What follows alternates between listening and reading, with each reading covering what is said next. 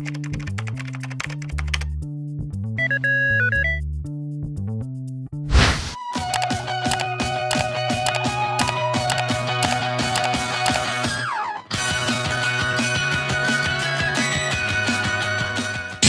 up et bonne année à tous!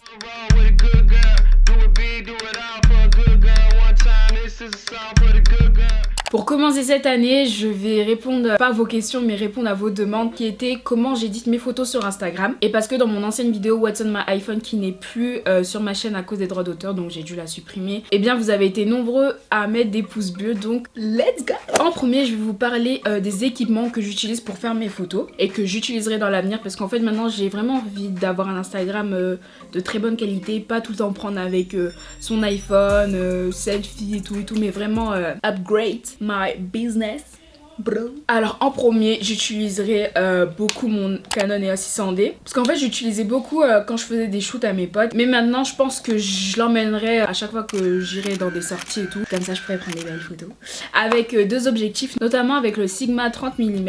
C'est un objectif qui coûte assez cher, je sais, mais pour la qualité vraiment c'est damn. Et le 50 mm qui est un peu moins cher mais qui est un peu cher quand même, qui coûte 100 €. Ensuite c'est une caméra assez légère qui est mon Canon G7X qui est très utile pour faire des vlogs.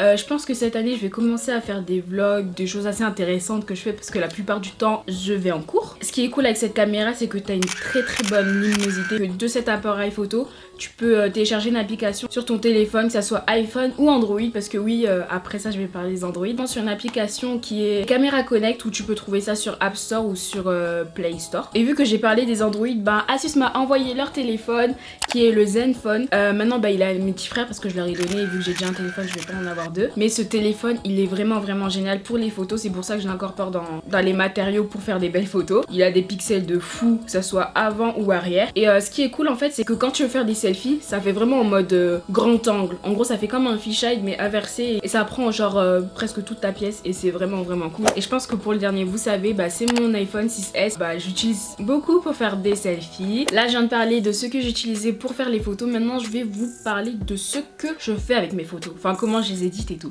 Donc avant d'éditer mes photos avec l'application Camera Connect, j'importe mes photos directement sur mon iPhone ou sur un Android parce que je sais que vous pouvez le faire aussi. Ou alors si vous n'avez pas cette application, genre avec les Canon 600D, vous prenez votre carte mémoire, vous la reliez à votre ordinateur et de votre ordinateur vous envoyez les photos par mail ou par Facebook en mode perso et voilà, enfin après vous les aurez. Donc la première application que j'utilise énormément pour faire les photos c'est VSOCam. Donc je pense que vous en doutez tous, tout le monde en parle, enfin genre tous ceux qui font des commandes j'édite mes photos parce que c'est une application mais très bien. Parce que de 1, t'as les photos où tu vois comment ton Instagram peut être, genre avoir une idée de ton Instagram. Et moi en fait j'ai pas vraiment de thème particulier sur mon Instagram, vraiment. J'édite les photos comme je les aime. Genre si j'ai un coup de cœur sur cet effet qui va mieux avec cette photo, je mets ça et tout, mais j'ai pas genre un thème particulier. Enfin avant je sais que j'avais un thème qui était violet mais c'est trop répétitif et après ça me... Et ensuite je vais sur Facetune, donc ça c'est une application qui est payante. Ah oui, VSOCam je sais pas si c'est payant. Parce qu'en fait moi j'avais l'ancienne version, genre celle de 2011, un truc comme ça. Je l'avais eu parce qu'en fait Akasha Clark avait fait un What's on my iPhone et vu que j'aimais trop ses photos, elle montrait comment elle éditait ses photos. Elle utilisait le VSOCam d'avant et du coup j'ai réussi à l'avoir gratuitement. Je devais juste renouveler. Ensuite avec Facetune, ce que je fais c'est que je blanchis ce qui est blanc. En fait j'intensifie plus la blancheur. T'as compris un peu ou pas? Ou alors j'essaye de flouter un petit peu plus le background pour que ça fasse quelque chose d'assez...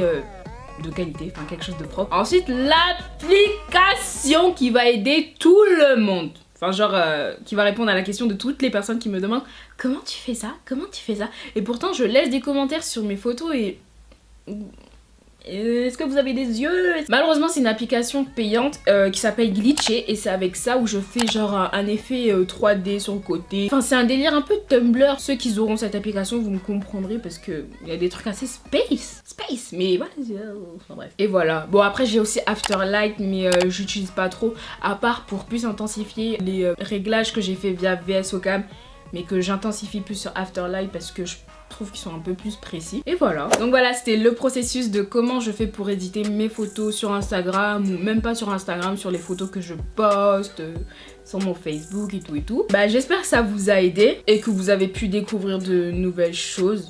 Enfin genre ça vous a appris un petit truc. Si c'est le cas, n'hésitez pas à mettre un pouce bleu et moi je vous retrouve bientôt pour une nouvelle vidéo. Ciao!